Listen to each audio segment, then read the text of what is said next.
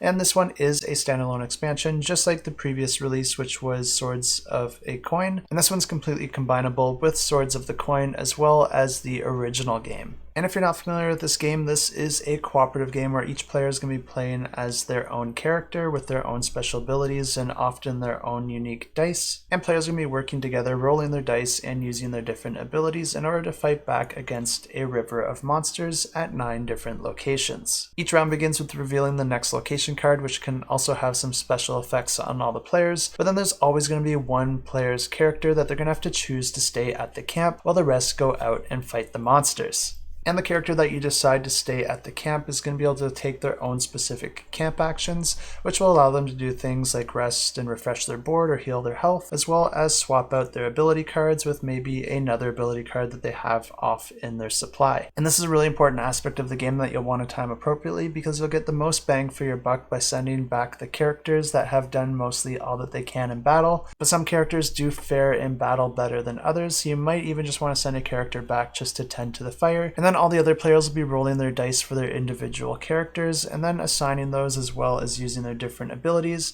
in order to inflict damage on the different enemies that show up in the river of cards. And if the players are able to survive the night, you'll be swapping out the character at the camp with another character and then moving on to the next round. And this new expansion is going to be adding a new concept to the game centered around creatures being able to generate something called Doom. And this Kickstarter is also going to be offering a big box solution as well, so you can store this game as well as Swords of the Coin and the original all in a single box. And along with the big box, there's also going to be a brand new fully replayable campaign introduced where players might discover new heroes while other heroes perish, and you'll also be able to find mythic items for each of the characters as well. Really exciting news for those of us that are a fan of the series, so if this one does sound interesting to you, don't forget you can find out more in the description below.